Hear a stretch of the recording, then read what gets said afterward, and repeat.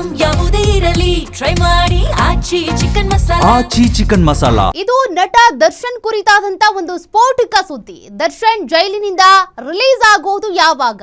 Release ಆಗ್ತಾರಾ? ಕೊಲೆ ಕೇಸ್ನಲ್ಲಿ ಜೈಲಲ್ಲಿರುವಂತಹ ದರ್ಶನ್ ಸ್ಥಿತಿ ಹೇಗಿದೆ ಗೊತ್ತಾ? ದರ್ಶನ್ ಐಷಾರಾಮಿ ಜೀವನ ನಡೆಸ್ತಿದ್ದಾರೆ ಅಂತ ನೀವು ಅನ್ಕೊಂಡ್ರೆ ತಪ್ಪು ಮಾಹಿತಿ ಅದು.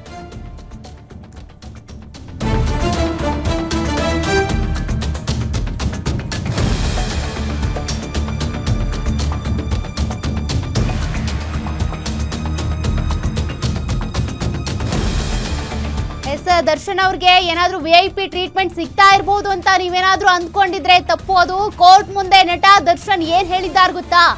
ರಾಜ್ಯ ಸರ್ಕಾರಕ್ಕೆ ಶಾಕ್ ಕೊಡ್ತಾ ಸುಪ್ರೀಂ ಕೋರ್ಟ್. ಸರ್ಕಾರಕ್ಕೆ ಸುಪ್ರೀಂ ಕೋರ್ಟ್ ಕೊಟ್ಟಂತ ಆ ಡೈರೆಕ್ಷನ್ಸ್ ಏನು? ಗ್ಯಾರಂಟಿ ನ್ಯೂಸ್ ನಲ್ಲಿ ಪಿನ್ ಟು ಪಿನ್ ಡೀಟೇಲ್ಸ್ ಇದೆ. ಹಾಗಾದ್ರೆ ಸರ್ಕಾರಕ್ಕೆ ಸುಪ್ರೀಂ ಕೋರ್ಟ್ ಕೊಟ್ಟಂತ ಆ ಡೈರೆಕ್ಷನ್ಸ್ ಅಥವಾ ಸೂಚನೆಗಳೇನು? ಏನ್ ಆದೇಶವನ್ನ ಕೊಟ್ಟಿದೆ? ಜೈಲ್ನಲ್ಲಿ ನಿಜಕ್ಕೂ ಏನಾಗ್ತಾ ಇದೆ? ದರ್ಶನ್ ಏನ್ ಹೇಳ್ಕೊಂಡಿದ್ದಾರೆ ಕೋರ್ಟ್ ನಲ್ಲಿ? ಸಾಕಷ್ಟು ಕುತೂಹಲ ಇದೆ. ಜೊತೆಗೆ ಕೋರ್ಟ್ ಈಗ ಸರ್ಕಾರಕ್ಕೆ ಕೊಟ್ಟಿರುವಂತ ಆ ಆದೇಶದಲ್ಲಿ ಏನಿದೆ, ಏನ್ ಫಾಲೋ ಮಾಡಿ ಅಂತ ಹೇಳಿದ್ದಾರೆ ಅಂತ. ಯಾಕೆಂದ್ರೆ ದರ್ಶನ್ ಅವರ ಹೇಗ್ ನಡೆಸ್ಕೊಳ್ಳಲಾಗ್ತಾ ಇದೆ ಗೊತ್ತಾ ಈ ಜೈಲ್ನಲ್ಲಿ ಅಂತ. ಈ ಹಿಂದೆ ದರ್ಶನ್ ಅವ್ರಿಗೆ VIP ಟ್ರೀಟ್ಮೆಂಟ್ ಸಿಕ್ತು ಅನ್ನುವಂತ ಕಾರಣಕ್ಕೆ ಬೇಲೆ ಕ್ಯಾನ್ಸಲ್ ಆಗಿತ್ತು. ಬಟ್ ಈಗ ಆ ಟ್ರೀಟ್ಮೆಂಟ್ ಇಲ್ಲ. ಜಾಮೀನು ಕೋರಿ ಸುಪ್ರೀಂ ಕೋರ್ಟ್ ಮೆಟ್ಟಿಲೇರಿರುವಂತಹ ದರ್ಶನ್ ಟ್ರಯಲ್ ವಿಳಂಬ ಆಗ್ತಾ ಇದೆ. ತಕ್ಷಣ ಜಾಮೀನು ಕೊಡಿ ಅಂತ ಮನವಿ ಮಾಡಿದ್ದಾರಂತೆ. ನಟ ದರ್ಶನ್ ಪರ ಹಿರಿಯ ಮುಕುಲ್ ರೋಹಟಗಿ ಅವರು ವಾದವನ್ನ ಮಂಡಿಸಿರೋದು. ಜೈಲ್ನಲ್ಲಿ ಯಾವುದೇ ಮೂಲ ಸೌಕರ್ಯ ನೀಡ್ತಾ ಇಲ್ಲ ಅಂತೇಳಿ ವಾದಿಸಿದ್ದಾರೆ. ಮೂಲ ಸೌಕರ್ಯ ಅಂತ ಬಂದ್ರೆ ಎಲ್ಲಾ ಕೈದಿಗಳಿಗೂ ಏನ್ ಸೌಕರ್ಯ ಕೊಡ್ತಾರೋ ಆ ಸೌಕರ್ಯ, ಕನಿಷ್ಠ ಸೌಕರ್ಯವನ್ನು ಕೊಡ್ತಿಲ್ಲ ಅಂತ. 5 ಸ್ಟಾರ್ ಟ್ರೀಟ್ಮೆಂಟ್ ಇರ್ಲಿ, ಮೂಲ ಸವಲತ್ತು ಕೊಡ್ತಾ ಇಲ್ವಂತೆ. ಬೆಳಕೆ ಇಲ್ಲದ ಕ್ವಾರಂಟೈನ್ ಸೆಲ್ ನಲ್ಲಿ ಇಟ್ಟಿದ್ದಾರಂತೆ. ಮನೆಯಿಂದ ಊಟವನ್ನು ತರಿಸ್ಕೊಳ್ಳೋದಕ್ಕೆ ಬಿಡ್ತಾ ಇಲ್ಲ. ದರ್ಶನ್ ನಟ ಆಗಿರೋದಕ್ಕೆ ಅಂದ್ರೆ ಸೆಲೆಬ್ರಿಟಿ ಆಗಿರೋದಕ್ಕೆ ಈ ರೀತಿಯಾಗಿ ಅವ್ರನ್ನ ಟ್ರೀಟ್ ಮಾಡ್ತಿದ್ದಾರೆ ಅಂತೇಳಿ ವಾದ ಮಂಡಿಸಿರೋದು. ಸದ್ಯ ಮತ್ತೆ ಜಾಮೀನು ಕೋರಿ ಸುಪ್ರೀಂ ಕೋರ್ಟ್ ಮೆಟ್ಟಿಲೇರಿರುವಂತ ದರ್ಶನ್ ಪರ ವಕೀಲರು ಹಾಗಾದ್ರೆ ಈ ಅಂಶಗಳನ್ನ ಆಧಾರವಾಗಿಟ್ಕೊಂಡು ವಾದ ಮಂಡಿಸಿದ್ರೆ ಅವರಿಗೆ ಬೇಲ್ ಸಿಗುತ್ತಾ? ಈ ಹಿಂದೆ 2 ಬಾರಿ ಬೇಲ್ ಸಿಕ್ಕಿತ್ತು. ಮಧ್ಯಂತರ ಬೇಲ್ ಸಿಕ್ಕಿತ್ತು, ರೆಗ್ಯುಲರ್ ಬೇಲ್ ಸಿಕ್ಕಿತ್ತು. ಅದೆಲ್ಲವೂ ಮುಗಿದ ಬಳಿಕ ಮತ್ತೆ ದರ್ಶನ್ ಈಗ ಜೈಲ್ ಪಾಲಾಗಿದ್ದಾರೆ. ಆದ್ರೆ ಜೈಲ್ನಲ್ಲಿ ಅವ್ರಿಗೆ 5 ಸ್ಟಾರ್ ಟ್ರೀಟ್ಮೆಂಟ್ ಇರ್ಲಿ, ಕನಿಷ್ಠ ಸವಲತ್ತುಗಳನ್ನು ಕೂಡ ಕೊಡ್ತಾ ಇಲ್ವಂತೆ. ಕಡೆಗಣಿಸ್ತಾ ಇದ್ದಾರಂತೆ.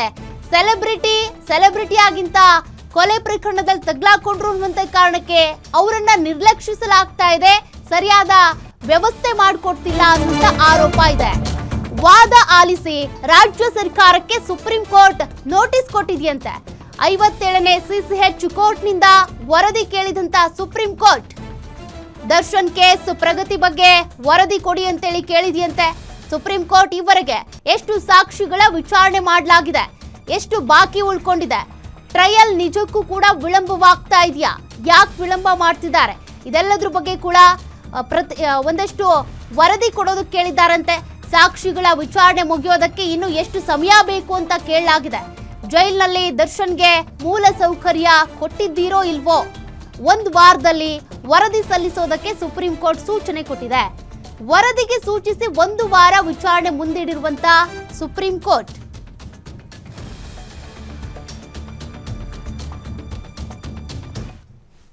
ಮತ್ತಷ್ಟು ಡೀಟೇಲ್ಸ್ ಕೊಡ್ತಾರೆ ನಮ್ಮ crime bureau head SK Manjunath live ಇಂದ ಜಾಯ್ನ್ ಆಗ್ತಿದ್ದಾರೆ.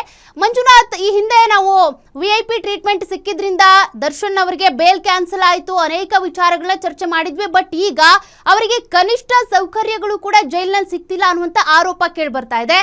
ಈಗ ಸರ್ಕಾರಕ್ಕೆ ಕೋರ್ಟ್ ಏನ್ ಸೂಚನೆ ಕೊಟ್ಟಿದೆ? ಮುಂದಿನ ದಿನಗಳಲ್ಲಿ ಬೇಲ್ ಸಿಗುವಂತ ಸಾಧ್ಯತೆ ಇದೆಯಾ ದರ್ಶನ್ಗೆ? ಸೌಖ್ಯ ರೇಣುಕಾಸ್ವಾಮಿ ಕೊಲೆ ಪ್ರಕರಣದಲ್ಲಿ 2ನೇ ಬಾರಿ ಜೈಲು ಸೇರಿದಂಥ ದರ್ಶನ್ ಮತ್ತು ಅವರ ಗ್ಯಾಂಗ್, ಅದರಲ್ಲೂ ದರ್ಶನ್ ಈಗ ಒಂದು ವಿನಯ್ ಕುಲಕರ್ಣಿ ಅವರಿಗೆ ಹಿಂದೆ ಸುಪ್ರೀಂ ಕೋರ್ಟ್ನಲ್ಲಿ ಜಾಮೀನು ಮಂಜೂರಾಗಿತ್ತು. ಅದೇ ಗ್ರೌಂಡ್ಸ್ ಮೇಲೆ ನನಗೂ ಒಂದು ಜಾಮೀನನ್ನು ಮಂಜೂರು ಮಾಡಿ ಅನ್ನೋ ನಿಟ್ಟಿನಲ್ಲಿ ಸುಪ್ರೀಂ ಕೋರ್ಟ್ಗೆ ಅರ್ಜಿಯನ್ನು ಸಲ್ಲಿಸಿದರು. ನಿನ್ನೆ ಅರ್ಜಿ ವಿಚಾರಣೆಯನ್ನು ಸುಪ್ರೀಂ ಕೋರ್ಟ್ನ ದ್ವಿಸದಸ್ಯ ಪೀಠ ಅರ್ಜಿ ವಿಚಾರಣೆಗೆ ಕೈಗೆತ್ತಿಕೊಂಡಿತ್ತು. ಆ ಸಂದರ್ಭದಲ್ಲಿ ದರ್ಶನ್ ಪರ ವಕೀಲರಾದಂಥ ಸುಪ್ರೀಂ ಕೋರ್ಟ್ನ ಹಿರಿಯ ವಕೀಲರಾದಂಥ ಮುಕುಲ್ ರೋಹಟಗಿ ಅವರು ವಾದವನ್ನು ಮಂಡಿಸಿದರು. ಸುಪ್ರೀಂ ಕೋರ್ಟು ಈ ಹಿಂದೆ ದರ್ಶನ್ಗೆ ಕೊಡ್ತಾ ಇದ್ದಂಥ ರಾಜಾತಿಥ್ಯವನ್ನು ಪರಿಗಣಿಸಿ ಆತನಿಗೆ ನೀಡಿದಂಥ ಹೈಕೋರ್ಟ್ ನೀಡಿದಂಥ ಜಾಮೀನನ್ನು ರದ್ದು ಮಾಡಲಾಗಿತ್ತು. ಹೀಗಾಗಿ ಜೈಲು ಸೇರಿದ್ದಾರೆ. ಜೊತೆಗೆ ನೀವೇ ಹೇಳದಾಗೆ ದರ್ಶನ್ಗೆ ಯಾವುದೇ ರೀತಿಯಾದಂಥ 5 ಸ್ಟಾರ್ ಟ್ರೀಟ್ಮೆಂಟ್ ಅಂದರೆ ರಾಜಾತಿಥ್ಯವನ್ನು ಕೊಡಬಾರ್ದು, ಒಂದು ವೇಳೆ ಕೊಟ್ಟಿದ್ದೆ ಆದರೆ ನಿಮ್ಮ ವಿರುದ್ಧ ಒಂದು ನಿರ್ದಾಕ್ಷಿಣ್ಯ ಕ್ರಮವನ್ನು ಕೈಗೊಳ್ತೇವೆ ಅನ್ನೋ ನಿಟ್ಟಿನಲ್ಲಿ ಜೈಲು ಅಧಿಕಾರಿಗಳ ವಿರುದ್ಧ ಒಂದು ಸೂಚನೆಯನ್ನು ಸಹ ಕೊಟ್ಟಿದ್ದರು. ಹಾಗಾಗಿ ನಿನ್ನೆ ಮಂಡಿಸಿದಂಥ ವಾದದಲ್ಲಿ ಏನು ಸುಪ್ರೀಂ ಕೋರ್ಟ್ ನಿದರ್ಶನದಂತೆ 5 ಸ್ಟಾರ್ ಟ್ರೀಟ್ಮೆಂಟು ಕೊಡ್ತಾ ಇಲ್ಲ, ಆದರೆ ಕನಿಷ್ಠ ಸೌಲಭ್ಯಗಳನ್ನು ಸಹ ಕೊಡ್ತಾ ಇಲ್ಲ. ದರ್ಶನ್ ಅವರನ್ನು ಕ್ವಾರಂಟೈನ್ ಸೆಲ್ನಲ್ಲಿ ಇಟ್ಟಿದ್ದಾರೆ. ಅಲ್ಲಿ ಸರಿಯಾಗಿ ಗಾಳಿ ಬೆಳಕು ಇಲ್ಲ, ಊಟವನ್ನು ಸಹ ತರಿಸ್ಕೊಳ್ಳೋದಕ್ಕೆ ಆಗ್ತಾ ಇಲ್ಲ ಅಂತಕ್ಕಂಥದ್ದು. ನಾನೊಬ್ಬ ಸೆಲೆಬ್ರಿಟಿ ಆಗಿರೋ ಕಾರಣಕ್ಕಾಗಿ ನನಗೆ ಈ ರೀತಿಯಾಗಿ ಕನಿಷ್ಠ ಸೌಲಭ್ಯಗಳನ್ನು ಸಹ ಕೊಡದೆ ಏನು ವಂಚನೆ ಮಾಡ್ತಾ ಇದ್ದಾರೆ. ಅಲ್ಲಿ ಇರ್ತಕ್ಕಂಥ ಇತರೆ ಕೈದಿಗಳಿಗೆ ಸಿಗ್ತಕ್ಕಂಥ ಸೌಲಭ್ಯ ನನಗೆ ಸಿಗ್ತಾ ಇಲ್ಲ ಅಂತಕ್ಕಂಥ ಒಂದು ಆರೋಪವನ್ನು ಸಹ ತಮ್ಮ ವಾದದಲ್ಲಿ ಮಂಡಿಸಿದರು.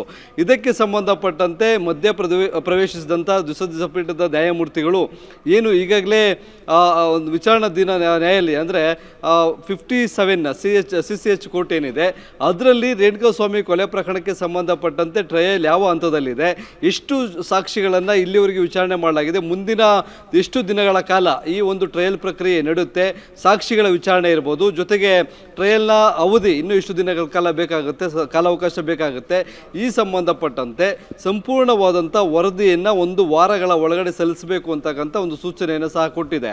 ಅದೇ ರೀತಿಯಾಗಿ ಈ ಒಂದು ಸೂಚನೆಯನ್ನು ಕೊಟ್ಟಿರ್ತಕ್ಕಂಥದ್ದು ರಾಜ್ಯ ಸರ್ಕಾರಕ್ಕೆ ನೋಟಿಸ್ ಜಾರಿ ಮಾಡೋ ಮುಖಾಂತರ ಒಂದು ಸೂಚನೆಯನ್ನು ಸಹ ಕೊಟ್ಟಿರ್ತಕ್ಕಂಥದ್ದು.